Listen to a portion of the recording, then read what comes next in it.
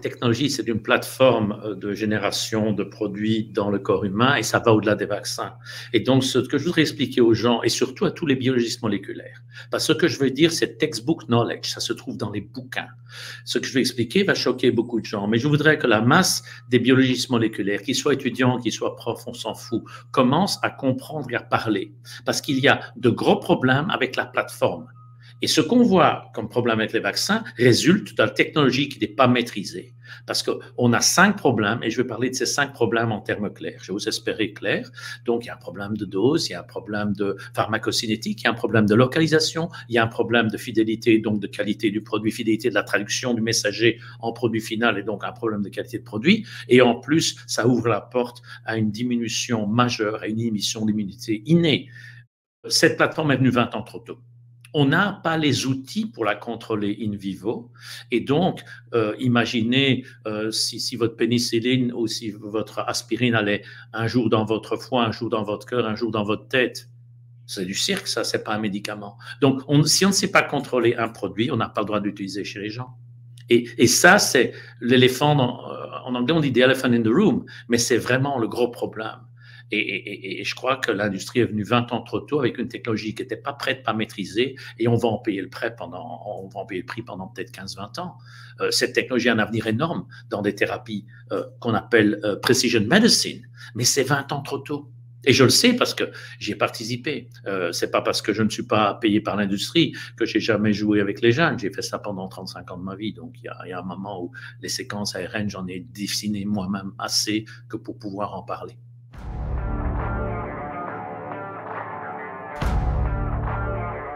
Oui, c'est un problème qui a un impact physiologique, donc d'efficacité médicale, qui a un impact légal.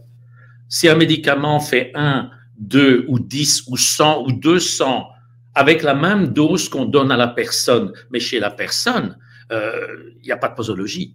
Là, j'emploie un terme technique. Et un médicament ou un vaccin est censé avoir une posologie. Un vaccin normal fonctionne avec une petite quantité d'antigènes qu'on injecte à un endroit connu, donc dans le corps, le plasma, et qui rencontre des globules blancs qui immunisent notre corps. Il ne faut pas en donner trop parce que ça ne marche pas. Il ne faut pas en donner trop peu parce que ça ne marche pas. Donc, le rapport stoichiométrique, la dose d'antigènes, de molécules effectrices versus la dose des globules blancs est critique pour une bonne réaction. Si on ne contrôle pas ça, on ne contrôle rien. Et donc, la posologie, je vais en parler pendant quelques minutes. En gros, comment ça se passe? Donc, j'ai un message.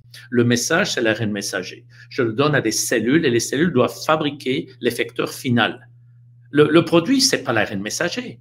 Ça a été la plus grande escroquerie au niveau de la régulation, au niveau de la FDA et de l'EMA, que dire qu'on a une dose d'un produit qui est stable et qui peut faire un effet stable. Non, parce qu'il y a entre la dose d'ARN et la quantité de protéines produites un rapport de 1 à 200. Et ça n'avait jamais été exploré avant. La seule chose qu'ils avaient utilisée pour contrôler la dose, c'est de dire les ARN sont détruits en quelques minutes, donc on va les stabiliser. Et ils ont fait une équivalence entre le temps de présence de l'ARN et la dose estimée, jamais contrôlée, produite. Et alors, ils ont mesuré un anticorps, bloquant ou pas, et ils ont dit, voyez, ça marche.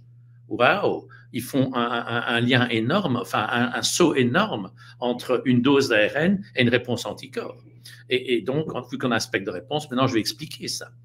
Quand on transforme des cellules in vitro, et tous les biologistes moléculaires l'ont fait, on a par exemple 1 milliard de cellules dans une boîte de pétri ou dans un tube, on fait une transformation, c'est-à-dire on injecte ou on amène un gène ou plutôt un ARN dans ce cas-ci au sein de cette cellule. Toutes les cellules ne prennent pas l'ARN. On a parfois, selon l'expérience, 40%, parfois 60%, parfois on a de la chance d'un 80%. Mais donc, en gros, on ne sait même pas prédire l'homogénéité de la prise. Qu'est-ce qu'on fait pour être sûr d'une bonne production en industrie? À un certain moment, on ajoute d'autres gènes qui donnent des couleurs aux cellules, comme ça on sait les trier, on sait les sélectionner, et finalement, on a 100% des cellules dans le tube qui sont des cellules transformées. Mais il y a eu des étapes intermédiaires pour isoler ces cellules du background, du fond et du bruit de fond biologique. Donc, ici, on n'a pas ça. Dans le corps, je ne sais pas retirer. Oui, on peut retirer des cellules, les transformer, les réinjecter dans le corps. Ça, c'est fait dans certaines thérapies anti-cancer, ce qu'on appelle des vaccins anti-cancer. Mais ici, c'est pas ce qu'on a fait. Ici, on injecte l'ARN et on espère, en dansant tout nu autour d'un arbre, une minute point de lune, que ça marche bien. Non, ça peut pas marcher. Ça veut dire qu'on ne connaît pas la quantité totale d'ARN qui est efficace, qui est rentrée dans les cellules. En plus, Au sein d'une cellule, en fonction du métabolisme cellulaire, la cellule va produire plus ou moins de protéines, et ça, on ne sait pas contrôler parce que c'est aléatoire. Dans un organe donné, un muscle, etc., il y a à chaque moment, il y a certaines cellules qui sont très actives, certaines cellules qui sont moins actives. Donc, même en supposant qu'il y ait une homogénéité, des cellules sont toutes réveillées, well, quelque part, elles n'ont pas le même métabolisme. Il y a le volume cellulaire qui interagit parce que le volume définit certaines concentrations. Et le volume cellulaire est une régulation dans notre corps. Et donc, la cellule, ce n'est pas un sac liquide, c'est une phase très complexe, on appelle ça un cytogèle, et donc les concentrations sont contrôlées, même les concentrations d'acide nucléique sont contrôlées par des phénomènes qu'on ne maîtrise pas encore. Donc là, on a déjà un premier problème, c'est qu'on est infoutu de contrôler et de savoir la quantité sur base du métabolisme. Mais en plus, il y a l'âge. Quand on est âgé, et ce n'est pas que le métabolisme, notre machinerie cellulaire qui va devoir traduire l'ARN messager en produit final, c'est-à-dire en antigène, en l'occurrence spike, va être différent.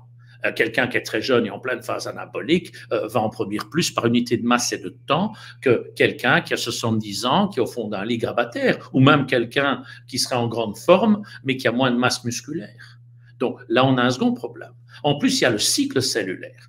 Les cellules ne font pas de synthèse de protéines n'importe quand. Tout ça est bien réglé. On a une phase S1, une phase M, une phase S2 et une interphase. Donc, je donne des termes techniques, mais en gros, on va dire qu'on a un cycle cellulaire où les synthèses de protéines se passent à certains moments et pas en continu. C'est pas open bar.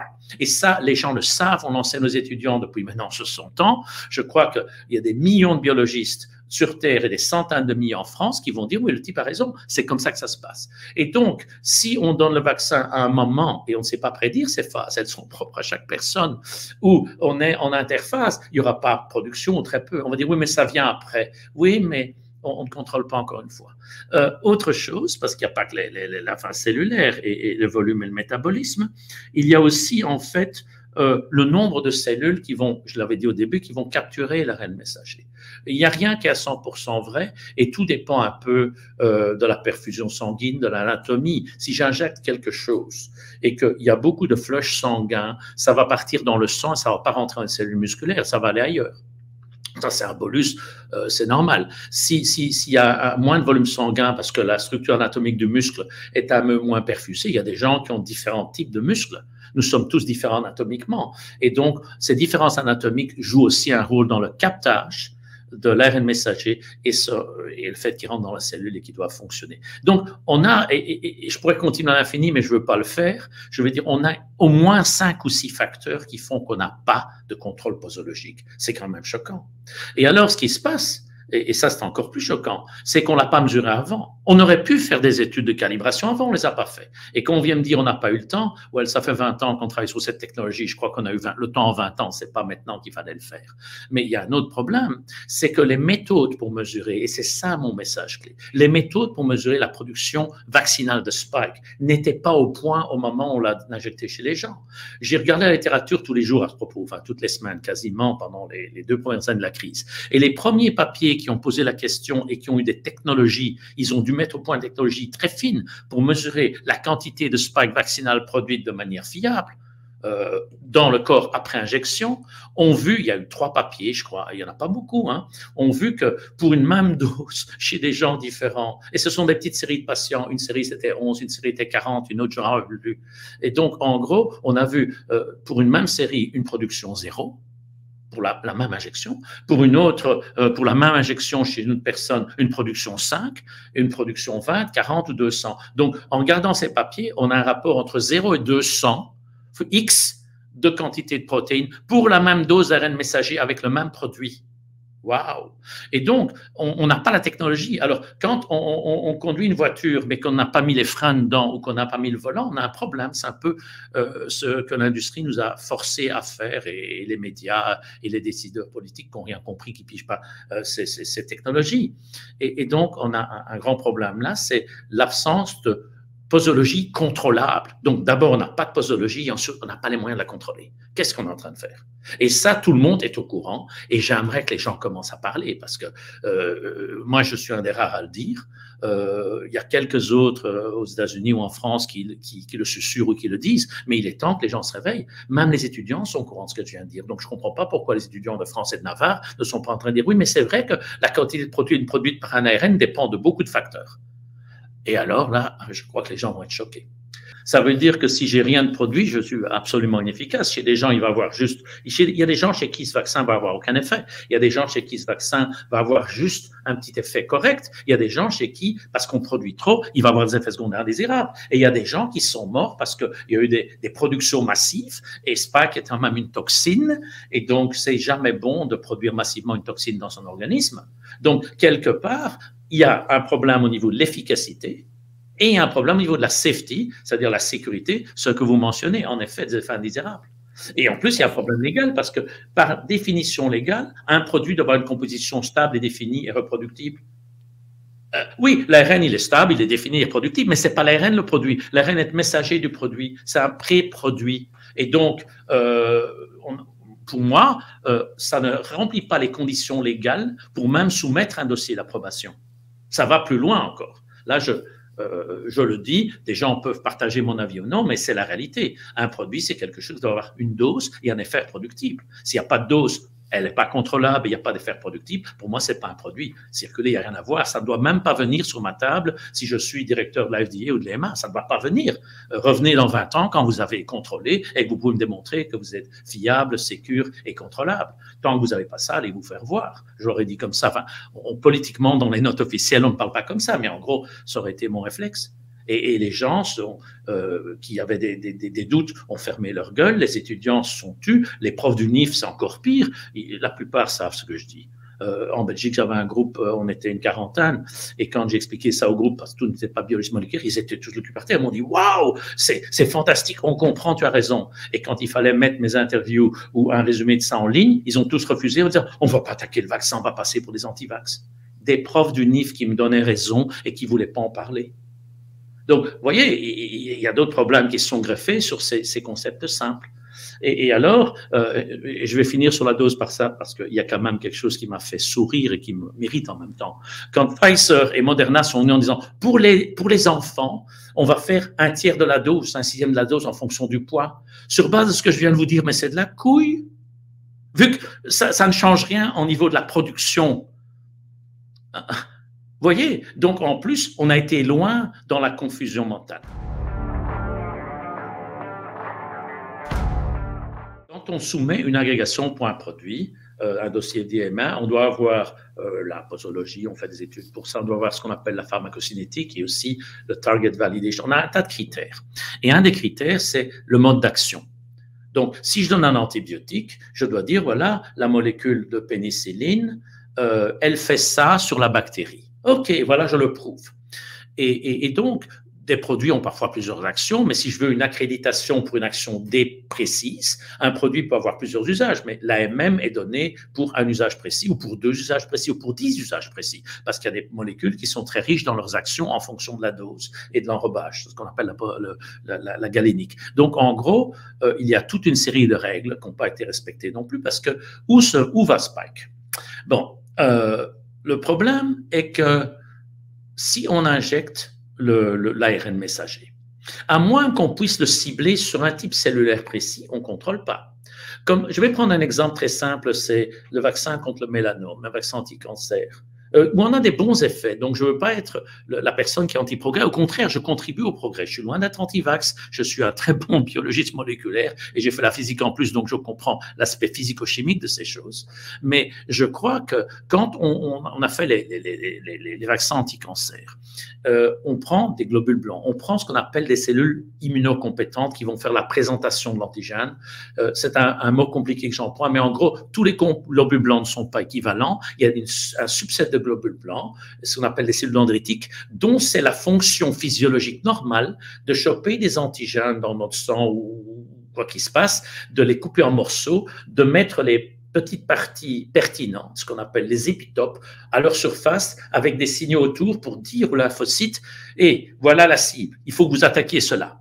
Mais la cellule dendritique, elle a deux rôles. Elle présente l'antigène aux cellules lymphocytes, aux autres lymphocytes de mémoire, que ce soit B ou qu'il soit T, donc dans le système immunitaire, dans la première ligne de défense. Mais en plus, la cellule dendritique dit à ces cellules, n'attaquez pas ceci, parce qu'il y a deux messages. Il y a attaquer cela, qui est étranger, et n'attaquez pas ceci, qui est notre contexte et notre maison. Ne brûlez pas la maison. Ça, c'est le rôle de la cellule dendritique. Donc, ça peut marcher parce qu'on prend la vraie cellule immunitaire qui a le rôle de protection du self et d'attaque de la protéine exogène et du non-self, donc l'immunité qui réagit contre des choses externes. On a cela et on prend le gène, on transforme la cellule dendritique in vitro avec les patients dans le lit. On prend le globule blanc, on les purifie, on les nettoie, on fait ça, on secoue bien tout, on transforme, on les repurifie sur colonne, on les réinjectait aux patients. Et donc, on avait une réponse immunitaire ciblée faite par la cellule professionnelle, la cellule dendritique, dont c'est le rôle. Donc, ça ne pouvait que marcher si on choisit bien les antigènes et si on contrôle le reste.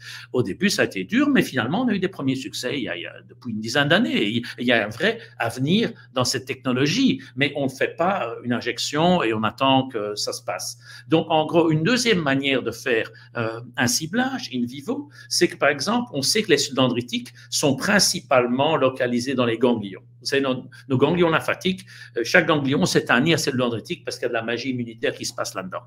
Et donc, qu'est-ce qui se passe? C'est qu'on peut aller avec des aiguilles en donnant l'ARN et en même temps en faisant un électrozapping pour faire en sorte qu'il y a une électroporation, ça veut dire qu'on force l'ARN à rentrer dans les cellules dendritiques. Ça, on sait faire. Une autre manière, c'est d'injecter carrément un produit ARN encapsulé dans un ganglion. On aurait pu, par exemple, injecter ce vaccin dans un ganglion inguinal. Mais vous imaginez dire à la madame, monsieur, on va vous vacciner, baissez votre sous-vêtement et on va au pli inguinal, c'est-à-dire à quelques millimètres des bourses ou dans les grandes lèvres pour injecter quelque chose. Les gens vont dire, mais vous êtes fou, docteur.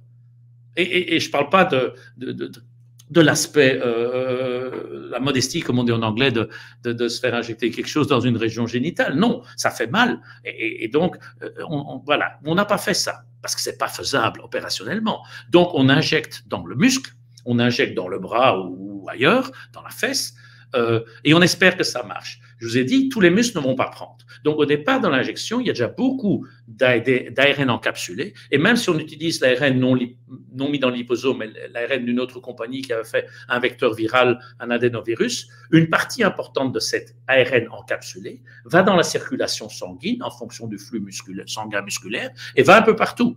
Et puis, une partie va être prise en local par les muscles. Donc, on a déjà là un problème, c'est qu'on ne contrôle pas le ciblage. On le met n'importe où dès qu'on injecte. Le problème, il y a deux problèmes en conséquence de ça. Un premier problème, c'est au niveau du muscle.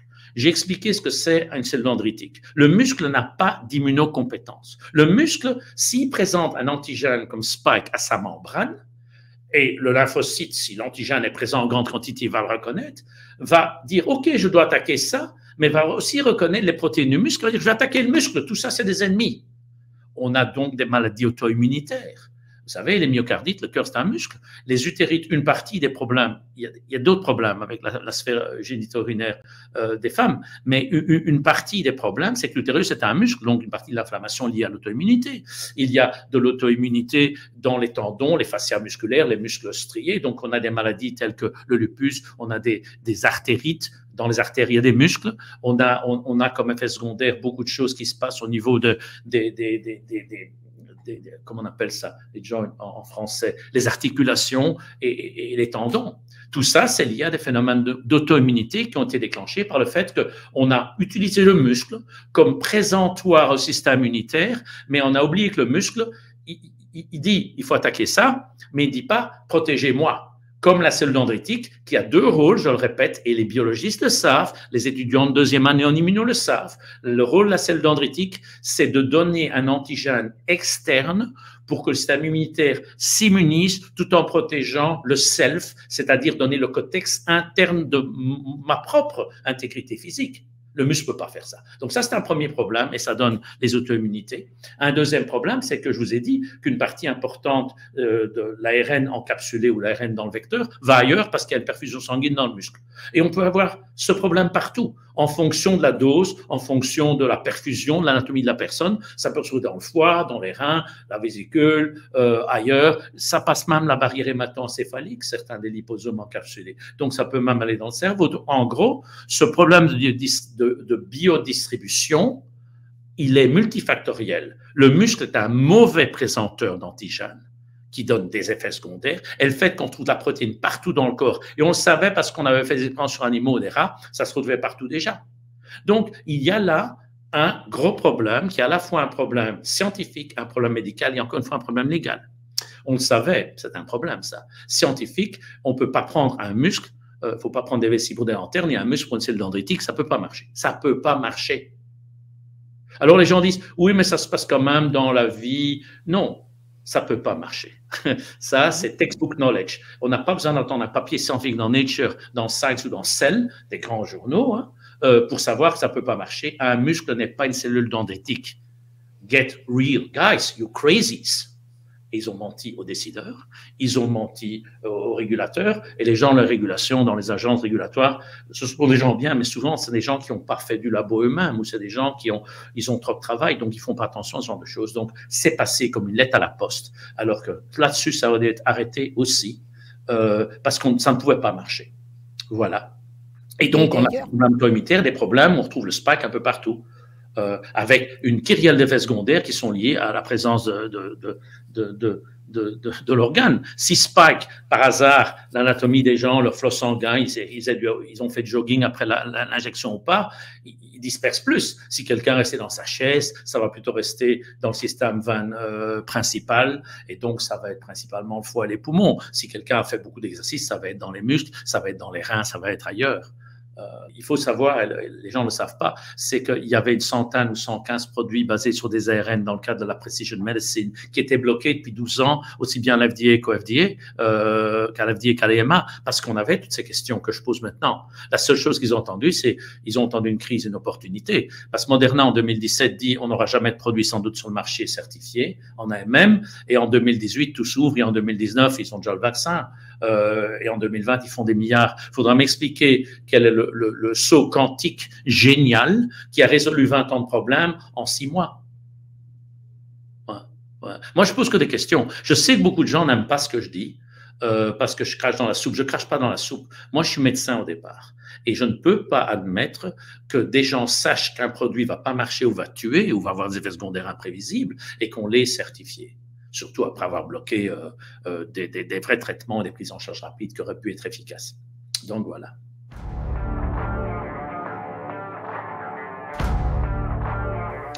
Encore une fois, c'est un manque de contrôle parce qu'on n'a pas les outils pour contrôler. La pharmacocinétique, ça veut dire, pour monsieur, madame, tout le monde, quelle est la rémanence dans le temps du produit. Par exemple, si je donne un comprimé de Doliprane, il va avoir une dose qui va monter dans le plasma, il va avoir un plateau, et puis le foie s'en débarrasse, le Doliprane est excrété, que ce soit par les selles ou l'urine, ou dégradé, et donc et si je prends un comprimé le lendemain, j'ai une deuxième bosse, une troisième bosse, et j'ai un équilibre. La pharmacocinétique, c'est quand le traitement est donné sur plusieurs jours, où est-ce que le produit va, on vient d'en parler, mais à quel niveau, dans quel compartiment. Ça veut dire que si j'ai un produit qui doit agir, par exemple, sur une maladie X, j'ai intérêt à cibler le type cellulaire qui est impliqué dans la maladie X à une certaine dose. Par exemple, un antibiotique qui est donné, ça va être clair pour tout le monde, on a une dose effective, elle doit être dans le sang et dans les tissus mous. Et d'ailleurs, tous les produits ne sont pas aussi disponibles dans le sang, les os des tissus mous. Les médecins savent qu'il y a des antibiotiques qui ont une biodistribution limitée et qui donc sont très bons pour se débarrasser d'infections aiguës dans le sang et le parenchyme, mais ils ne rentrent pas au sein, par exemple, des tissus mous en profondeur dans le foie. Et alors, on a d'autres molécules, ou bien dans les intestins, ou bien dans les os. Et alors, on a 5 ou 6 familles, on a plus de familles d'antibiotiques, dont on connaît la distribution à l'état stable. Donc, cette histoire de pharmacocinétique, ce n'est pas encore un terme grec fait pour embêter les gens, c'est un terme lié à l'efficacité d'un produit. Et quand on soumet un dossier, on doit donner ce qu'on appelle PK Studies, Pharmacokinetics en anglais, de PK, c'est tout ce que vous voyez dans la littérature, c'est PK. C'est vraiment une partie intégrante des dossiers de soumission pour avoir une AMM. Et avec cette technologie, on n'en a pas. Pourquoi? Je viens déjà d'expliquer.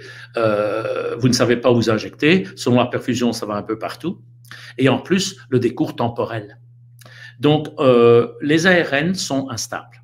On le sait parce que s'ils sont nus dans le sang, ARN et ADN sont détruits en minutes ou quelques secondes. C'est pour ça qu'on les encapsule. S'ils vont dans des cellules, à moins de les avoir modifiés un peu pour les protéger, ils sont détruits très vite, surtout s'ils sont des protéines exogènes.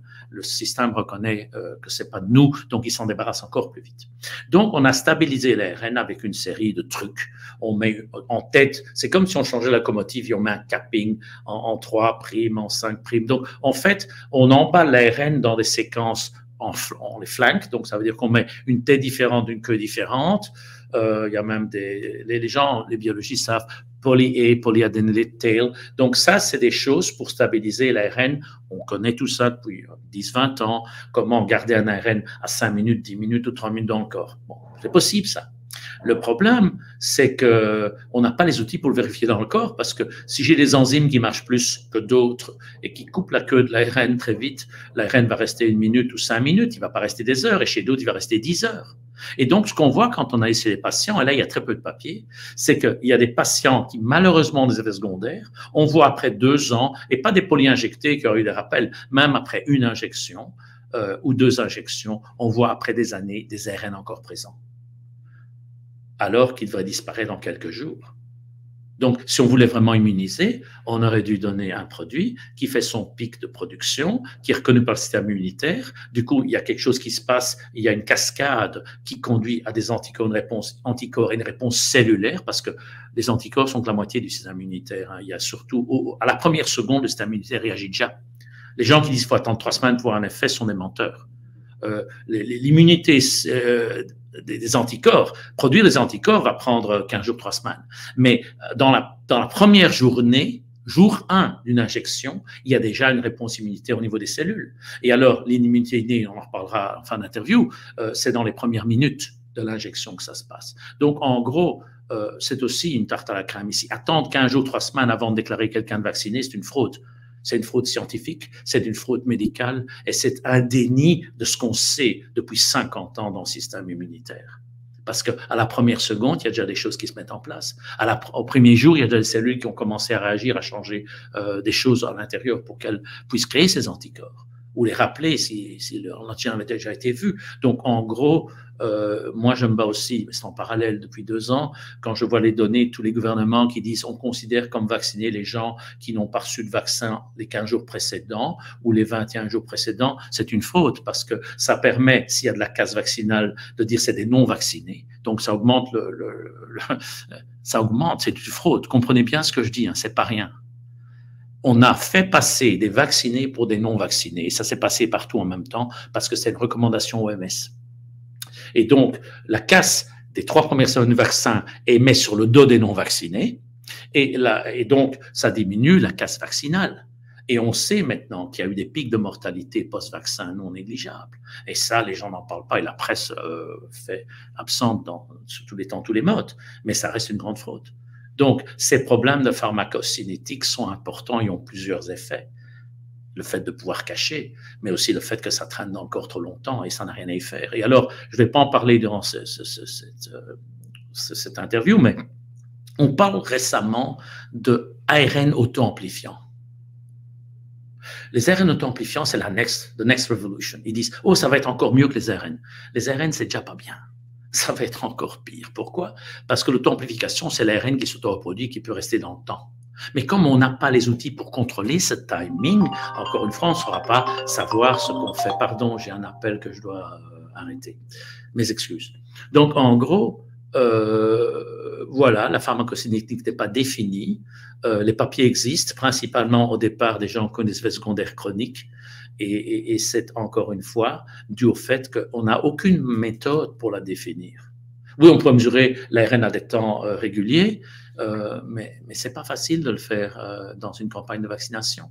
Donc, on n'a pas une bonne méthodologie pour le faire. Voilà. Comme personne n'a mesuré spike vaccinal produite in vivo, on n'a aucune idée. Et on n'a qu'une certaine idée, c'est chez les gens qui ont des effets secondaires. Il y a des gens qui, après 1 an, 2 ans ou 3 ans, maintenant, on a encore de la spike produite. Et là, on sait que c'est un donné de manière ironique, c'est de la pharmacocinétique après coup. Maintenant, on pourrait dire à la FDA ou à l'EMA, hey, notre produit reste 3 ans dans le corps. On vous avait dit qu'il restait 2 jours, mais c'est pas grave, on ne savait pas. Ils vont dire, in fine, quand il y aura un inventaire complet de cette débâcle, il y a des gens qui seront amenés, que ce soit en justice ou que ce soit devant leur père, à expliquer pourquoi ils n'ont pas mesuré des choses avant d'utiliser. Ils vont dire c'est l'urgence, non, il y avait d'autres produits pour l'urgence. Mais si par exemple, je mettais une voiture sur le marché et j'ai un tachymètre, je vais expliquer ce qu'on a fait en fait. On n'a pas l'outil pour calibrer le tachymètre de votre voiture. On ne sait pas si vous roulez à 5 à l'heure, à 10 à l'heure, à 50 à l'heure ou à 300. Est-ce qu'on met une voiture sur le marché dont vous n'êtes pas foutu de savoir quelle est la vitesse? Parce que l'outil tachymétrique, vous savez, la petite aiguille, etc., qui compte le contour des roues, n'existe pas. C'est ça qu'on a fait. On n'a pas les technologies pour mesurer ce qui se passe une fois qu'on met l'ADN dans le corps des gens. C'est pour ça que je rigole de manière ironique et jaune. C'est vraiment, c'est pas de la médecine ceci, c'est injecter un produit X, danser tout nu, nuit de pleine lune, autour d'un totem en espérant que ça marche. C'est ça qu'ils ont fait. Et je suis peut-être imagé, mais c'est vraiment ça. En disant aux gens, ce sont les meilleurs, 99% d'efficacité, on a 1 milliard d'années de recul, enfin, toutes les conneries qu'on a entendues pendant cette crise. Ouais. Mais on ne savait même pas s'il y avait des problèmes, vu qu'on n'a pas les méthodes et les outils pour mesurer la présence des problèmes. Et donc, si je vais plus loin maintenant, c'est hors interview, mais c'est quand même souhaitable que les gens comprennent. Il y a plein de gens éduqués en France, en Belgique, en Suisse, au Canada. Si vous réfléchissez bien, c'est une gigantesque expérience. On ne savait pas ce qu'on faisait. Je ne suis pas le seul à comprendre ça. Donc, il y a des gens à un certain niveau qui ont dû comprendre ça aussi. Profitons de la crise, on va essayer de comprendre et de faire un progrès sur l'ARN. Ça, c'est exactement pour ça qu'on a condamné, a posteriori et même à Nuremberg, des gens comme Mengele. Je dis ça, je dis rien, moi. Est-ce qu'on verra un jour Ursula von der Leyen comme dans un tribunal pénal international pour ce qu'elle a fait sur 500 millions d'Européens qui ne lui avaient rien demandé, sachant qu'on aurait pu donner amantadine, chloroquine, azithromycine ou ivermectine? C'est une question importante.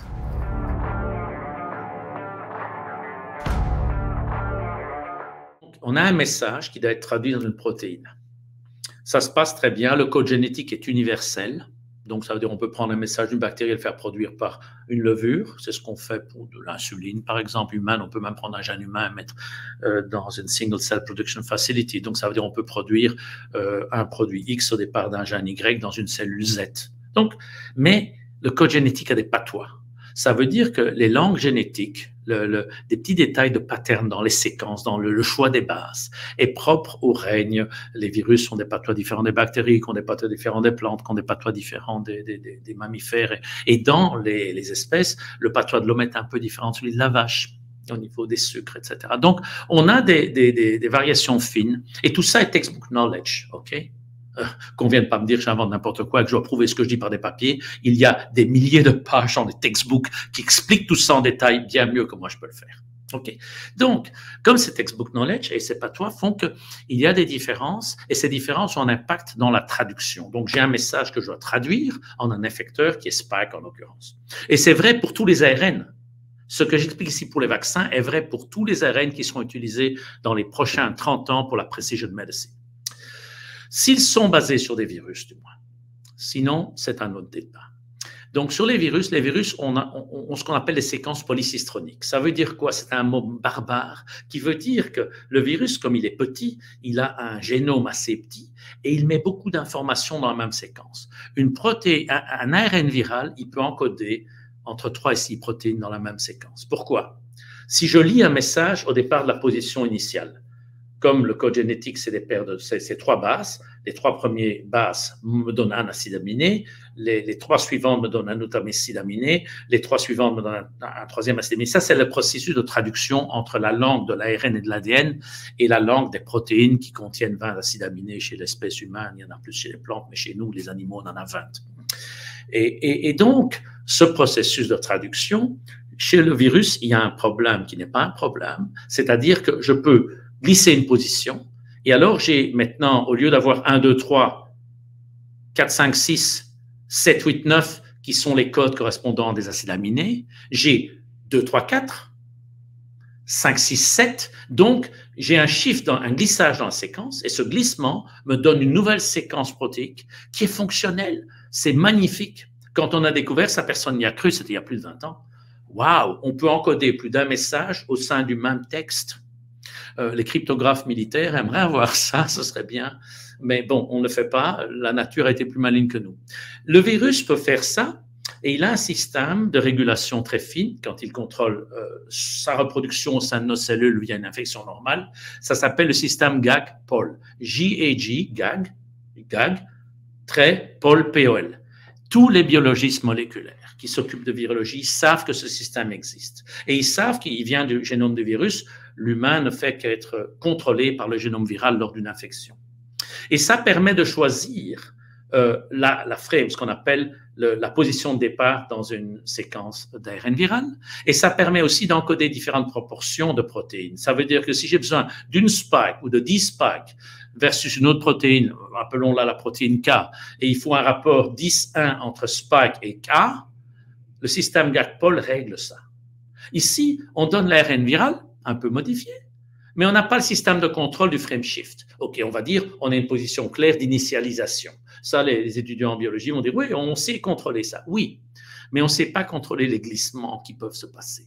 Et donc, on peut avoir une protéine spike ou une protéine spike glissée qui n'est plus du tout spike, ça pourrait être n'importe quoi, randomisée, ou elle révèle des séquences qui sont actives, parce que parfois, en faisant du random, on a des séquences d'activation de caspase, des séquences d'activation de protéase, des séquences d'activation de kinase. C'est des enzymes qui ont des effets pour les gens qui ne sont pas biologistes. Tous ces noms, caspase, kinase, ce sont des protéines qui ont des effets, des protéines effectrices et qui sont activées par des sites sur d'autres protéines. Donc, on peut avoir une petite séquence qui va les activer ou les inhiber. Eh bien, on peut, par randomisation, mettre à jour de nouvelles séquences qui n'ont rien à voir avec Spike, mais qui peuvent avoir des effets imprévisibles parce qu'on ne sait pas, on n'a pas analysé le frame shift de Spike en détail. Et ça, c'est un problème théorique. Il y a un autre problème, c'est l'utilisation. Le problème théorique se passe en la pratique, hein, mais c'est autre chose. Il y a un autre problème d'utilisation, c'est on a pour stabiliser l'ARN messager viral, on l'a un peu modifié en utilisant des méthylpseudouridines. Alors, la méthylpseudouridine donne deux problèmes. En fait, les méthylpseudouridines sont des bases modifiées. Il y en a 5 ou 6 autres. C'est des choses qui sont physiologiques dans notre organisme. On a découvert ça ces 10-12 dernières années. On était surpris. Et ça a des effets. On en découvre encore maintenant, au moment où je parle. Ça a donné lieu à un prix Nobel cette année. Mais il y a des effets qu'on connaît, des effets qu'on ne connaît pas encore, parce que c'est un domaine de recherche très pointu. Donc, la méthylpseudouridine... Juste pour préciser, c'est que l'ARN messager est composé de 4 bases. Parce que ça, les gens ne le savent peut-être pas, de 4 bases, des enchaînements de 4 bases qui normalement sont A, U, G, C, oui. Les 4 bases différentes. Et là, justement, la base qui s'appelle, qui simplement on va appeler U, c'est celle-ci qui MU, méthylpseudouridine. Voilà, qui a été modifiée et échangée par cette méthylpseudouridine, et c'est de celle-ci dont vous parlez. Oui, en gros, les gens doivent comprendre qu'un ARN messager, c'est un message séquentiel. C'est comme un collier de perles avec des couleurs différentes de perles. Il y a 4 couleurs. Donc, vous avez A, U, G, C, c'est les couleurs. Et en fonction de ça, ça vous donne un message. Je crois que c'est une description un peu imagée, mais elle fera l'affaire. Et que pour stabiliser l'ARN messager, qui est exogène, qui est viral, on a utilisé une nouvelle couleur qui existe, mais qui a des effets qu'on ne comprend pas. La méthylpséudorythine, c'est une nouvelle couleur dans ces 4 bases qui a des effets dont certains sont connus et certains sont encore étudiés au moment où nous parlons. Encore une fois, on ne sait pas ce qu'on fait. Et donc, la méthylpséudorythine, il y a la 1, il y a la 6-méthylpséudorythine, il y en a d'autres, il y a des modifications de cytosine, il y a des modifications de choses. Mais donc, si on fait à ce qu'ils ont fait, ils ont mis sur une séquence d'à peu près 1200-1400 bases, la séquence de Spike, 200 méthylpséudorythine. Mais il y a 2 effets qu'on connaît. Un, ça stabilise la séquence, ça évite les dégradations, ça c'est pas mal. 2, ça a un effet de randomisation. Devant chaque, donc vous avez les colliers de perles. La perle devant la méthylpséudorythine, elle est randomisée par définition. C'est un des effets de ces méthylpséudorythines, c'est de créer une randomisation à la position -1. Alors, si on en a une dans une séquence, c'est pas grave. Ça peut créer un codon stop, ça peut faire quelque chose. Et il y a des raisons à ça. Donc, ça veut dire que la cellule utilise ça comme mécanisme physiologique de contrôle, justement, de la traduction d'un ARN messenger en protéines. On ne sait pas toujours ce qu'on fait, mais il y a ces mécanismes régulatoires qu'on a commencé à découvrir depuis 10-15 ans et qui sont fins. Et donc, il y a des raisons pour cette randomisation qui sont certainement bien positives et nécessaires à notre survie. Mais si on l'a fait dans un ARN artificiel et on met ça, et on a donc la bille devant. Si la méthylpséudorythine est une bille noire, quelle que soit la bille devant, on randomise.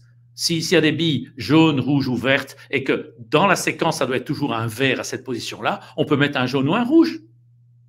Alors, si on le fait une fois, ça a été étudié. La fréquence de cette randomisation, c'est 0,2% ou 0,1% par base. Donc, ça veut dire que c'est 1 sur 1000. 2 sur 1000 au maximum. C'est pas grave sur une séquence de millions de bases, etc. C'est pas grave. C'est juste pour la régulation fine. Mais si on en met 200 dans une séquence, en supposant par exemple 0,2%, 200 fois 0,2%, ça fait 40%. Ça veut dire qu'il y a une chance sur 2 que chaque molécule d'ARN produise une mauvaise protéine. Ça, c'est de la mathématique de base. Donc, si j'ai un produit qui va me donner Spike, mais qu'une fois sur 2, 40% peut me donner un peu du grand n'importe quoi, qu'est-ce que je suis en train de faire, messieurs, dames? C'est ça que j'appelle la fidélité de traduction. Elle n'est pas contrôlée. D'abord parce que le système GAC-Pol est très fin et on ne comprend pas en fond. Ensuite, parce que l'usage des bases modifiées n'est pas entièrement connu. Et dire qu'on a donné un prix Nobel à ces gens. J'aime bien faire des arguments bêtes. Alors, on me prend pour un idiot parce qu'on dit ce type-là, mais pour qui il se prend? Parce qu'il vient avec des pieds plats, avec des trucs cons. Parce que les trucs les plus bêtes sont souvent les plus puissants. Si j'ai une possibilité de randomiser à X% devant chaque position, et si je mets 200 fois le produit dans la séquence ARN, à chaque position, j'ai un X. Et si je fais le total, ça veut dire que j'ai à chaque molécule d'ARN, 40% de chance qu'elle n'ait pas encodé ce qu'il fallait. Et quand je le dis comme ça, l'industrie va dire il est fou. Non, textbook, prouvez-le. Je n'ai pas à le prouver, messieurs, dames. Je n'ai pas à prouver, c'est dans les textbooks. C'est ça, un des faux débats de cette crise, c'est à chaque fois, c'est de croire que rien n'était connu en 2020 ou en 2019. Et la science et le monde a commencé, Dieu a créé tout, l'univers, le ciel, la terre et l'ARN, je sais pas moi, le 1er mars 2020, c'est ridicule ça. On connaît beaucoup de choses avant, c'est dans les textbooks, on a nié les compétences et les connaissances stabilisées durant les 20 dernières années. Donc voilà, donc ça c'est un vrai problème, ces méthylpséudorythine. Donc on a, pour résumer cet aspect fidélité, le fait d'avoir le frame shift, le fait d'avoir des méthylpséudorythine et un troisième élément, les contaminants, parce qu'on sait qu'il y a 2 types de contaminants. Il y a des contaminants aléatoires, c'est lié au processus de qualité industriel. Quand on fait des productions en masse, on doit avoir des standards pour avoir un lot reproductible. Comme ils ont été vite, et j'ai même des emails de chez AstraZeneca qui me disent « Martin, on vend tout en s'en foutant du batch processing et du contrôle. » Ça, c'est légalement illégal. Hein. Donc, on a mis sur le marché des batchs qu'on n'avait pas qualité contrôlée. Et ça, c'est sur papier. J'ai les papiers. Donc, en gros, il y a un problème additionnel, c'est les contaminants. Alors, il y a des contaminants aléatoires, je viens d'en parler, il faudrait contrôler chaque batch pour filtrer, etc. Et puis, il y a les contaminants systématiques qui sont liés à la technologie. Pourquoi? Parce que quand je fais des manipulations génétiques, j'ai besoin du gène que je veux changer ou que je veux insérer, mais j'ai besoin de reporters, j'ai besoin d'activateurs, j'ai besoin de promoteurs, j'ai besoin de finisseurs, j'ai toute une boîte à outils autour de mon gène. Et quand je fais les transformations, je suis censé, comme le carreleur qui vient faire votre carrelage dans la cuisine ou la salle de bain, il reprend ses outils, son ciment, son placoplâtre, etc. avec après, ou elle, il y a des gens qui ont laissé des outils derrière eux. Et ça, c'est ce qu'on voit avec les séquences dites SV40 et tout ça. Il y a des séquences peut-être dangereuses qui ont été systématiquement encapsulées dans les liposomes qui contiennent l'ARN et qui n'ont rien à y faire. Donc, on a 3 problèmes dans la fidélité. Le frame shift qu'on ne contrôle pas. Les méthylpseudouridines qu'on contrôle un peu, mais qui génèrent un spectre de réponse protéique. Et il y a un papier scientifique qui a montré ça chez les patients, un seul, qui a montré qu'il y avait en fonction, on donne à 10-20 patients le vaccin et on regarde les protéines produites et on voit des protéines différentes. Il y a un papier qui a montré ça. Donc, dire que ça se passe in vitro, c'est déjà faux parce qu'il y a un papier, mais personne n'a voulu étudier ça parce que pour trouver des protéines différentes, il fallait les chercher, on ne sait pas leur nature. Donc, il faut directement aller vers de l'immunoélectrophorèse. Enfin, il y a des techniques qui ne sont pas basées sur anticorps. Les anticorps, on sait ce qu'on cherche. Comme on ne sait pas ce qu'on cherche, il faut aller à la spectrométrie de masse, il faut aller à des autres méthodes un peu plus puissantes pour voir qu'il y a des polypeptides qui n'ont rien à y faire, qui sont engendrés par la messager qui n'aurait pas dû être là. Ça n'a pas été fait, ça. Donc, en gros, avec les contaminants directs, les contaminants indirects, le frame shift et la méthylpseudouridine, on est mal barré dans la reproductibilité de ce qu'on essaie de faire produire par la cellule. Et on n'a rien contrôlé, encore une fois, parce que je viens de mentionner le nom de ma spectrométrie. C'est pas standard dans la biologie. Vous savez, le plus grand problème, en fait, de ce quality control et de la fidélité de traduction du gène en effecteur, en protéines, c'est le grand débat entre protéomique et génétique. Et là, c'est important que les gens comprennent. Quand on a fini de séquencer le génome humain, on est allé vers d'autres séquençages, on séquence tout de nos jours. Et on a dit, on a tout compris. L'ADN, sa forme, c'est le blueprint du corps. Non, l'ADN n'est qu'un potentiel en fonction de, on a 27 000 gènes, on peut discuter à plus ou moins 2000, mais c'est un équilibre et c'est un crosstalk permanent. Quand on a un gène défectif, on a parfois une compensation pour un autre gène ou vice-versa. On a un génome intact et une maladie ou pas, on a un génome déficient et une maladie ou pas. Donc, il y a beaucoup de phénomènes qui se passent au niveau des protéines. Et les protéines, c'est la protéomique. Et on n'a à ce jour aucune analyse protéomique de masse. On n'a pas l'équivalent d'un séquenceur pour les protéines pour pouvoir dire, si je modifie ce gène-là, voilà ce que ça me donne, le pattern des protéines et des interactomes et tout ce qui se passe derrière. Parce que quand on change un gène, parfois on a des variations dans d'autres gènes. Quand on ajoute un gène, quand on fait un animal transgène. Récemment, j'ai lu qu'un certain génial biologiste appelé Monsieur Billy Boy Gates va relâcher des moustiques transgènes. Si je change la nature génétique d'un animal, mais que je ne contrôle pas les milliers d'autres gènes, quelle est leur réaction, je ne sais pas ce que j'ai fait. Moi, ça ne me rassure pas d'avoir un imbécile avec beaucoup d'argent qui convainc le gouvernement de faire des choses qui vont tous nous mettre dans la mouise. Maintenant, je ne peux que le dire.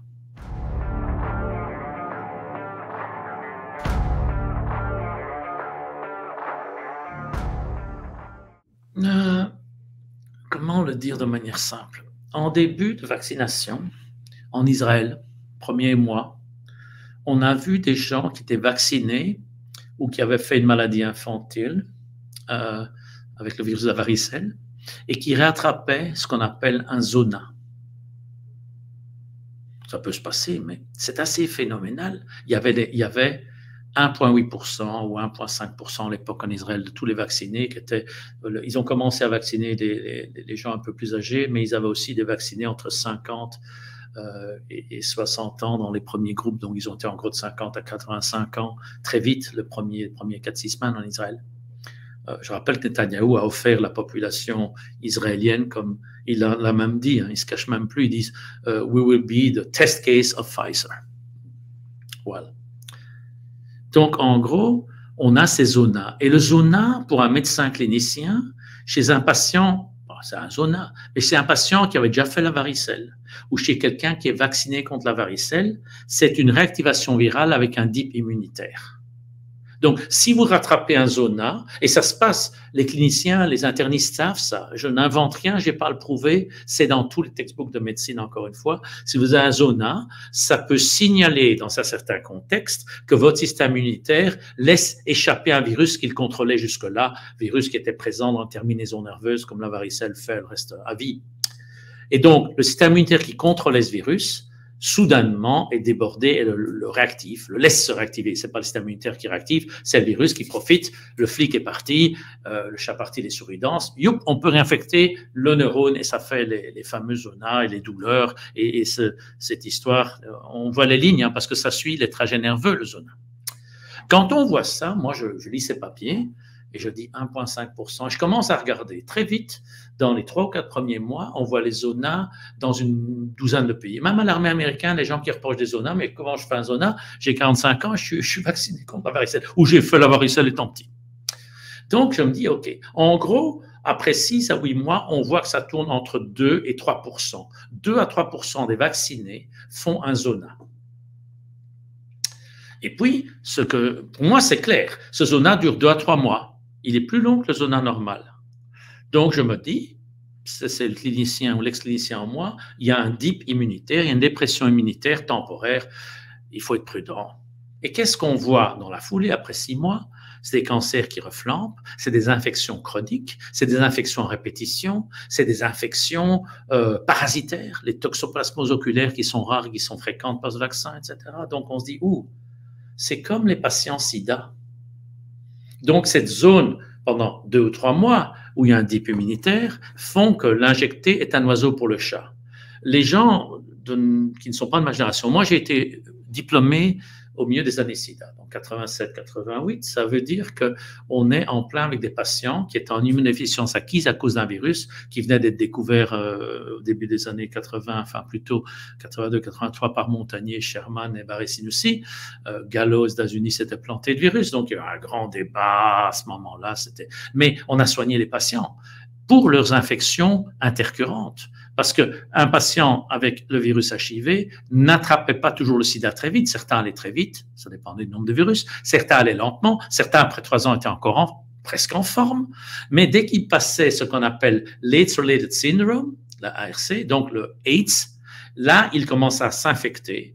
Et ils avaient des infections à champignons, donc des cellules fongiques, on avait les pneumocystis, carini, on avait les mucors, on avait les Walking pneumonia avec les aspergilloses, on avait des cancers de la peau, des kaposies, on avait des cancers lymphoïdes, on avait tous ces symptômes qui étaient des maladies différentes parce que le système immunitaire avait un collapsus permanent. Parce qu'avec les charges virales, le virus du sida, donc l'HIV, détruit le système immunitaire et puis les progrès de la médecine ont été, je crois que maintenant, à l'époque, dans les années 80, les gens qui attrapaient le sida, c'était une condamnation à une vie très malheureuse et une mort douloureuse.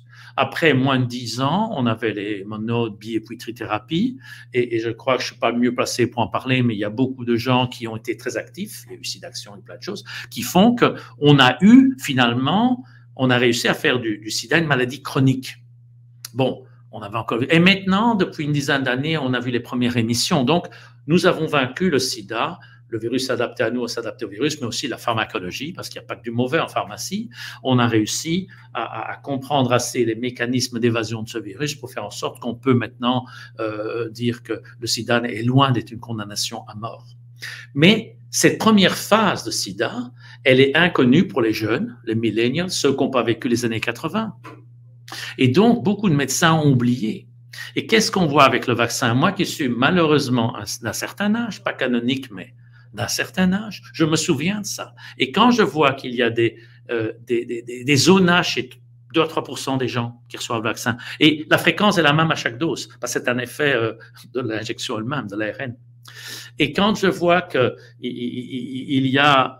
on voit toutes ces maladies multiformes, je me dis, oui, il y a une vraie immunodépression temporaire. Heureusement qu'elle est temporaire. Et du coup, je cherche le mécanisme. Alors, il y a des hypothèses différentes qui circulent. Mais je focalise, je suis peut-être en tort, peut-être que j'ai raison, je n'en sais rien. Peut-être c'est pléiotropique ou peut-être que j'ai vraiment raison à 100%. Les gens qui ont le prix Nobel cette année, quel est leur titre de gloire? ils ont pris un ARN qui était attaqué. Parce que notre système d'immunité inné, il se débarrasse des germes sur base non spécifique. Et là, je dois expliquer parce que c'est très important que tout le monde comprenne ça dans tous les pays francophones et même anglo-saxons. Je vais expliquer la même chose récemment, bientôt aux États-Unis. Qu'est-ce qui se passe? C'est que le système immunitaire reconnaît des choses. Il y a les cellules qui reconnaissent des choses, il y a les anticorps qui reconnaissent des choses. L'immunité innée, elle ne reconnaît rien, elle reconnaît un pattern. Nous avons des TLR, ce qu'on appelle Toll-like récepteurs. C'est des récepteurs qui reconnaissent que la séquence d'ARN ou l'ADN que j'ai là dans ma cellule, autour de ma cellule, elle ne vient pas de chez moi, c'est un alien. Parce que l'usage des codons, l'usage des petites billes de couleur dans la séquence, les bases, leur usage statistique est différent. Ça s'appelle le codon bias. Tous les étudiants en biologie moléculaire savent ce qu'est un codon bias. Les TLR, ils savent ce que c'est. Ça reconnaît des patterns. Mais le problème, c'est que si j'inhibe le système, je ne l'inhibe pas pour un germe, je l'inhibe pour tous les germes. Et même les cellules cancéreuses qui ont un pattern différent dans leurs ARN. Et si je augmente le système en le rendant plus fort et vigoureux, c'est le moteur de base de l'immunité innée. Si je l'augmente, l'upregulate, c'est tellement anglais, je l'upregulate pour tout. Et on a des évidences de ça, par exemple des évidences militaires. C'est publié peut-être chez les civils, mais les données militaires sont fameuses. Il y a des gens au Canada, dans les Légaux-Potents, c'était il y a une quinzaine d'années, qui, vous savez, on étudie l'anthrax à l'armée. Donc, on regarde comment essayer de faire en sorte des contre-mesures contre des armes qui ne devraient pas exister. Et si on donne de l'anthrax militarisé à une série de rats, bon, ils vont mourir en fonction de la dose. Donc, on donne une dose létale. Si on infecte le rat ou la souris, je me rappelle plus expérimenté sur des rats et des souris, par de la tularémie. La tularémie, c'est la fièvre du lapin. C'est une bactérie qui n'est pas mortelle, qui donne une belle fièvre. Là aussi, c'est une zoonose. Les humains peuvent l'attraper. C'est sur un antibiotique de base. Si on donne la tularémie à l'animal, qu'on le laisse tomber malade pendant un jour ou deux, et puis qu'on donne la dose létale d'anthrax au-dessus, il ne meurt pas. On augmente, il ne meurt pas. On augmente, il ne meurt pas. Il faut 2500 fois la dose d'anthrax militaire pour tuer le même petit animal que s'il n'y avait pas la tularémie. Et l'explication est simple. L'immunité innée a été activée par la tularémie et pendant 2 semaines, l'animal est protégé contre plein d'autres germes, de manière spécifique. Donc, nous, dans notre arsenal thérapeutique autant, on sait ça. Donc, si jamais, vous comprenez maintenant, l'application médicale de ça, c'est que si on fait un boosting de l'immunité innée, on peut survivre à une attaque à l'anthrax, par exemple. Désolé, je révèle des choses qui sont peut-être un peu militaires, elles ne sont pas vraiment secrètes, mais j'explique comment un système fonctionne. Et j'emploie un exemple qui est dans les bases de données autant, parce que les scientifiques autant échangeaient ces données. Donc, en gros, le système d'immunité innée, c'est le moteur de base de l'immunité. S'il monte, il est paranoïaque pour tout ce qui se passe qui ne devrait pas être dans notre corps, et si le système descend, il laisse passer tout ce qui ne devrait pas être dans notre corps. Maintenant, je reviens au prix Nobel. Ils avaient un problème. Quand ils donnaient leur séquence d'ARN, qui est un ARN artificiel dont la composition est différente au niveau des codons, etc., du pattern, le pattern est différent. Et qu'est-ce que faisait le système immunitaire, humain ou animal sur lequel c'était testé? Ils détruisaient cet ARN. Et ils le disent dans leur papier. Chirico le dit. Pour éviter la réaction de l'immunité innée qui détruit l'ARN exogène, nous avons utilisé tel truc et telle modification, dont la fameuse 1-méthylpséudouridine, qui inhibe ce système. Parce qu'un des effets de la méthylpséudouridine, en plus de faire des randomisations des codons stop, c'est d'inhiber l'immunité innée. Et ils disent, bingo, ça marche, l'ARN est stable, et maintenant il peut fonctionner. On a résolu le problème, et on vole à Stockholm. Oui, mais on a ouvert la porte à tout le reste. Donc c'est la découverte qui fait qu'on inhibe l'immunité innée, qui crée la majeure partie des effets secondaires et de la casse vaccinale. Pourquoi ? Qu'est-ce qu'on voit chez les gens qui sont vaccinés 1 fois, moins, 2 fois, moins, mais les polyvaccinés, ceux qui jouent à la roulette russe plusieurs fois? On voit qu'ils sont toujours malades. Oui, depuis le vaccin, j'ai toujours le nez qui coule, toujours un rhume. Oui, parce que tous les 3 mois ou tous les 6 mois, vous vous injectez, pendant 3 mois, vous avez un type immunitaire et donc vous êtes la porte ouverte pour tout. Ils ont aussi du SARS. C'est marrant, c'est que, comme on ouvre la porte à tout, des gens qui sont polyvaccinés vont être plus sensibles au SARS, que ce soit le SARS de base. C'est pour ça que beaucoup de vaccinés avaient une positivité du virus. Ils n'avaient pas la maladie, elle était dans leur corps, mais l'immunité la soignait très bien. On prend le vaccin, on a un dip immunitaire de 2-3 mois, le virus a une chance et on tombe malade. Beaucoup de gens ont eu le SARS après vaccin et pas avant. C'est à cause de ça, ce dip immunitaire. C'est pour ça qu'on a des maladies qui sont revenues bizarrement. Les walking pneumonia, on retrouve des pneumocystis, on retrouve des aspergilloses, on retrouve des mucors, comme dans les années sida. C'est pas un sida, ne me faites pas dire ce que j'ai pas dit. Le vaccin ne donne pas le sida. Le vaccin crée une immunodépression temporaire qui conduit à un syndrome d'immunodéficience qui est réel chez certaines personnes. C'est pas chez tout le monde, heureusement. 2 à 3% des gens. Mais pour ces 2 à 3% des gens, j'aimerais pas être à leur place. Et personne n'aimerait. Et donc, en plus de ça, on a évidemment des parasites. Et ce qui m'a attiré un peu, c'est les toxoplasmoses oculaires. Je ne sais pas pourquoi. C'est un hasard. J'ai lu un papier, puis il y a peut-être d'autres parasites. Mais il y a eu une augmentation de toxoplasmose oculaire dans la chambre intérieure ou la chambre postérieure de l'œil de manière évidente après les vaccinations. Donc, c'est encore une fois ce dip immunitaire d'1, 2, 3 mois qui le fait parce que notre corps ne réagit pas contre un envahisseur. Et puis, ce qui m'inquiète le plus, c'est les cancers. Parce qu'on a vu dès l'été 2021, en Belgique, j'avais des contacts avec des cliniciens, que ce soit à Saint-Luc, le NIF ou à une autre UNIF, et les deux me disaient dans leur soin intensif, moi j'ai donc la moitié de l'été 2021, ils disaient, moi j'ai dans mes lits, j'ai 20 lits, ou j'ai 15 lits, ou j'ai 14 lits, et c'est à 90%, tous les patients, sauf un, sont des gens âgés qui étaient en rémission de cancer qui reflampent. Et leur rémission, elle est 3, 4, 5 ans parfois. Ça, c'est pas normal. On a le fameux cas du professeur Goldman en Belgique qui n'avait pas de cancer, il s'injecte, il développe un cancer fulgurant et puis il publie un papier là-dessus, un beau papier en plus, où il est traité, son cancer est en rémission parce qu'il est médecin, donc il est bien traité, il est entouré par toute une faculté quasiment, il fait son booster, en 7 jours, le cancer reflambe. Alors il en fait un papier scientifique, mais il dit aussi dans le papier, je reste malgré ça un grand promoteur des vaccins. Donc, il y a un type qui est au matériel et méthodes de son propre papier, qui est en train de crever, mais qui dit c'est pas grave, je suis pour cette technologie, même si elle me tue. Ça, c'est un syndrome psychiatrique, mais je ne vais pas rentrer dans ce débat, mais je veux dire, c'est un peu surprenant. Mais au moins, il y a une intégrité scientifique de dire ça, c'est la preuve formelle que le vaccin m'a dégradé. Bon, voilà.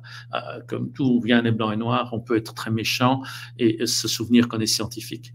Mais par contre, ces cancers, si on dégrade l'immunité innée, on ouvre la porte à plein de cancers. Encore une fois, excusez-moi. Et ça, c'est connu. Ça veut dire que l'immunité innée, c'est un mécanisme de contrôle de base de toutes les transformations cellulaires. Nous faisons des cancers chaque semaine ou chaque mois, on va dire, je ne sais pas, personne n'a mesuré les transformations cellulaires parce que c'est des cellules, 10 cellules, 1000 cellules. Tant qu'on n'a pas 1 milliard de cellules, ça ne forme pas un truc visible, donc on ne sait pas. Mais on sait que, et c'est la base de l'immunothérapie du cancer, on sait que le système immunitaire contrôle le cancer. On a des antigènes spécifiques, MAG, LAG, ça c'est travail magnifique de Thierry Beaune à l'UCL, mon ancien alma mater, est repris par tout le monde sur Terre. Donc, on sait qu'on a un système immunitaire qui connaît le cancéreux et qui les inhibe et qui les détruit. Et le système immunitaire fonctionne quand il y a moins d'1 milliard de cellules, parce que là, on peut s'en sortir. Mais quand la cellule se divise trop vite et devient visible, on a une petite bouboule d'abord locale qui fait, je sais pas moi, 2-3 mm3, le système immunitaire, il ne sait plus s'en débarrasser. Et là, il y a d'autres phénomènes qui agissent. Et donc, cette période où le cancer est inconnu, il est là et il est, comme c'est physiologique, notre physiologie immunitaire en tient compte et nous protège et on ne fait pas de cancer clinique. Si ce système est pété ou niqué, pour aller vulgaire, on donne la chance et on ouvre la porte à toutes ces tentatives des cellules de devenir méchantes et d'échapper au contrôle physiologique, d'avoir une chance de devenir clinique.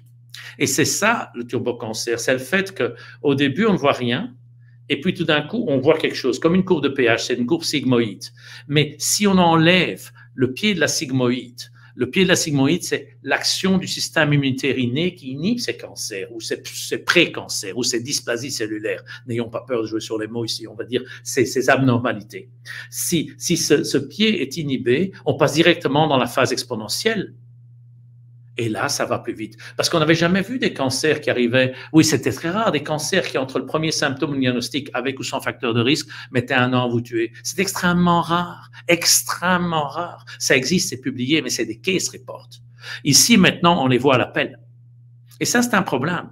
Parce que si, en plus, il n'y a pas de facteur de risque, c'est un gros problème. Quelqu'un qui n'a aucun facteur de risque, qui a vécu sans tabac, sans graisse, le sain, celui qui fait du sport 3 fois par semaine, qui a un cancer diagnostiqué ou un symptôme qui n'est pas cancéreux, il avait une douleur dans la côte, et tout d'un coup, on voit que c'est une métastase cancéreuse qui lui fait mal dans l'os, et que la tumeur primaire était là et n'était pas là l'année d'avant, aucun facteur de risque, et 6 mois plus tard, il n'est plus là.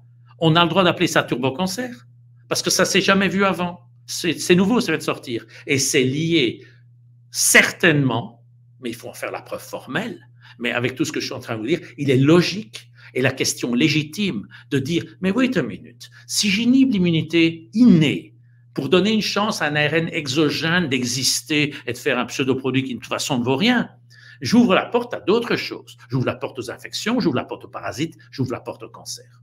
Donc voilà, je crois que je veux que personne n'ait peur, parce que si vous ne faites pas de zona, vous n'êtes pas à risque. C'est un phénomène peu fréquent. Je vous ai dit, les Israéliens au départ rappelaient 1,4, 1,8%, puis avec, si on fait la somme dans tous les différents pays, on est entre 2 et 3. Donc on va dire moins de 3% des gens, pour peu que j'ai lu assez, c'est peut-être plus, mais on va dire 3% des gens qui font les zonas, la première chose qu'ils doivent faire, c'est faire un bilan à 3 mois, il y a 6 mois. Moi, si j'avais un zona post-vaccinal, je demande, quand mon zona est guéri, à mon praticien, pourrez-vous regarder les marqueurs spécifiques de cancer, etc., s'il vous plaît, juste pour savoir si mon immunité s'est bien remise en marche, parce que le zona, c'est la preuve qu'elle ne fonctionnait pas très bien pendant 2-3 mois. Voilà ce qu'il faut faire, des programmes de monitoring. Au lieu de ça, on nie et on regarde la vague et le tsunami des cancers qui arrivent.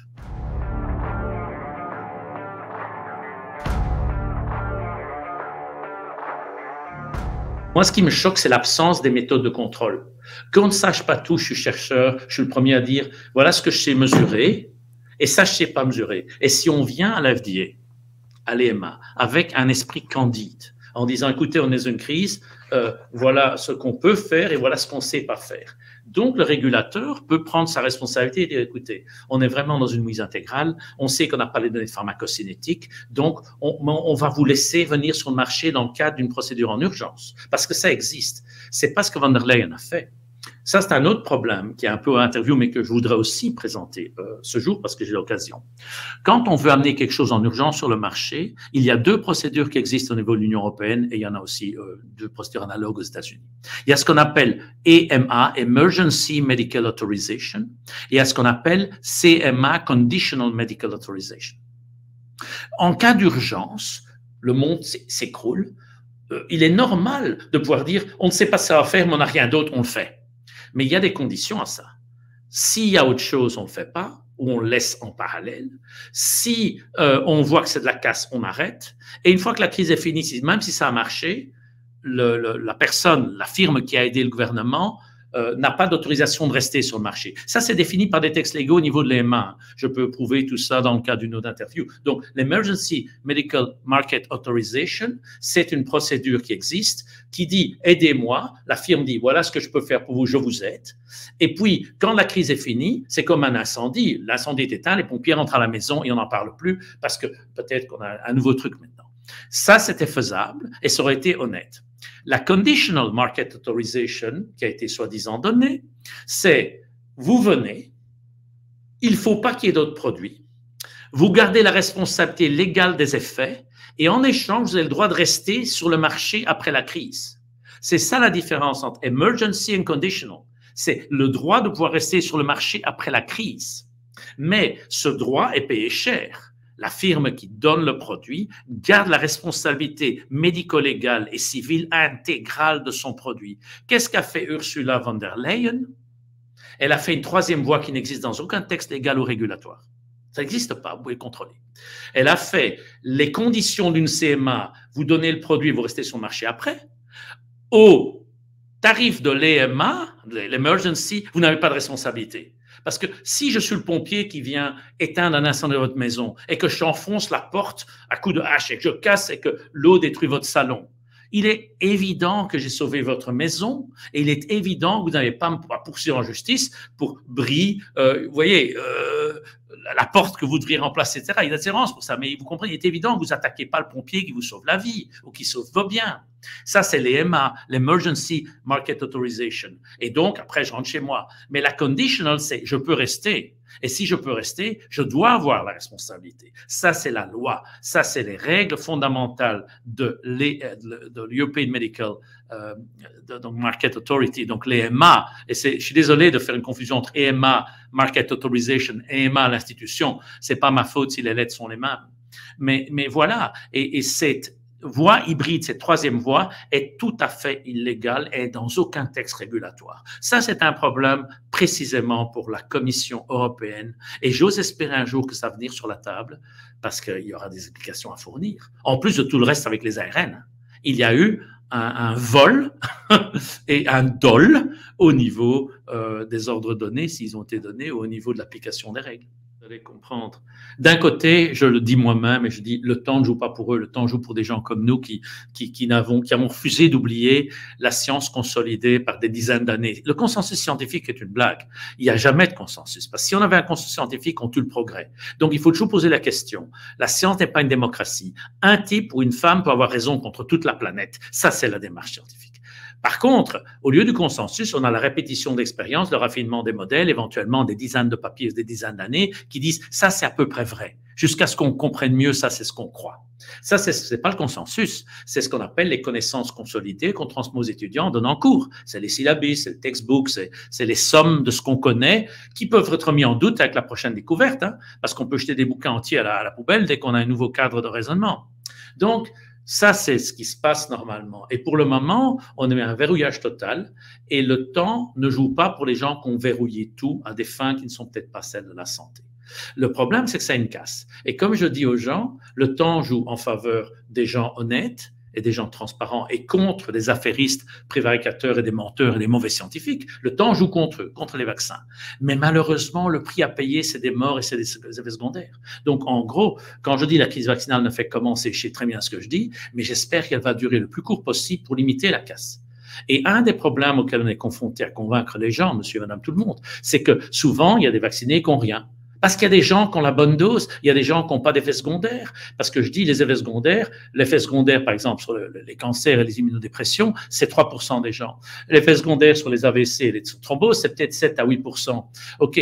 Les effets secondaires sur sur les femmes et leur fertilité et leurs règles et les utérus et les ovaires, c'est peut-être entre 14 et 17%. Là, ça commence à monter. Les effets secondaires sur les myocardites, c'est 2%. Mais comme on considère ces effets séparés, on ne voit pas que si on faisait la somme de tous les effets secondaires, on a plus de 50%.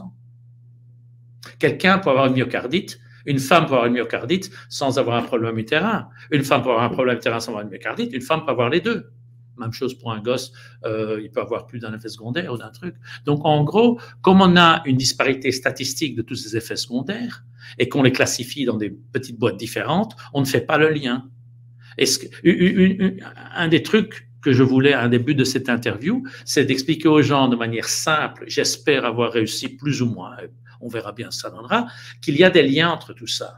Et qu'en plus, ces liens ne sont pas liés au vaccin, c'est la plateforme. Les ARN messagers, parce qu'on a dû les faire d'une certaine manière, sont pas contrôlables, les 4 premiers problèmes, et niquent notre immunité innée, ce qui est un 5e problème qui est encore pire que les 4 premiers. Et si les gens commencent à comprendre ça, ben ils vont courir aux abris. Hein. On est noyé par des médias qui ne font pas leur rôle d'investigation de journaliste, mais qui font un rôle de communicant. Donc, si un journaliste devient attaché de presse, il doit rendre sa carte. Et ça, c'est un des problèmes majeurs de cette crise. Et donc, c'est pour ça que des gens attaquent des scientifiques qu'on dit dissidents, ou on les fait passer pour des marioles. Je crois qu'on peut aimer ou ne pas aimer une Alexandra Henrion-Claude, mais on ne peut pas dire que c'est une mariole. Elle connaît pas mal de trucs. On peut aimer ou pas aimer un Didier Raoult, il est flamboyant, il a son caractère. Mais c'est un des meilleurs infectiologues du pays, et surtout planétaire. Donc, il ne faut pas dire que c'est un con et un criminel. On peut aimer ou ne pas aimer des gens qui ont travaillé comme Maculoc et qui maintenant essaient de sauver les gens en vendant un produit, là, les natkinase, etc. On dit, oh, il essaie de se faire du fric. Non, le type essaie de sauver des gens. Et bon, comme il faut bien vivre et qu'il s'est fait peut-être virer, il fait ça, j'en sais rien. On peut aimer, ne pas aimer un Bhattacharya et Ioannidis, mais ces gens sont restés dans les unifs et se battent tous les jours. On peut aimer ou détester un Martin Zizi, on peut dire ouais, c'est un fou, c'est un mariole, mais on ne peut pas nier ce que j'explique sur base des textbooks médicaux. Bon, il faut moins reconnaître le fait que je sache lire. Ça, ce serait une insulte grave de dire que je ne sais pas lire. Mais pour le reste, on est dans une mouise incroyable. Elle a été créée sur base d'une opportunité. Les gens ont vu une opportunité d'amener une technologie sur le marché qui n'était pas prête. Et ça, c'est mon premier et dernier message. Il y a encore 20 ans de recherche avec ces ARN avant qu'on peut les utiliser dans la precision medicine. Parce qu'ils passent déjà à l'étape suivante, les gens qui nous ont mis dans cette mise. Ils parlent déjà d'ARN pour ceci, d'ARN pour cela. Il y a un professeur Goldman en Belgique qui fait la tournée des popotes pour dire comment le monde est magique et va changer. Well, il n'y a pas de dose. Il n'y a pas de dose contrôlable, il n'y a pas de pharmacocétique contrôlable, il n'y a pas de biodistribution contrôlable, il n'y a pas de fidélité de traduction contrôlable. Bonne chance pour the brave new world. Ça, c'est un bon conclusion. Brave new world. And they don't know the fuck what they're doing.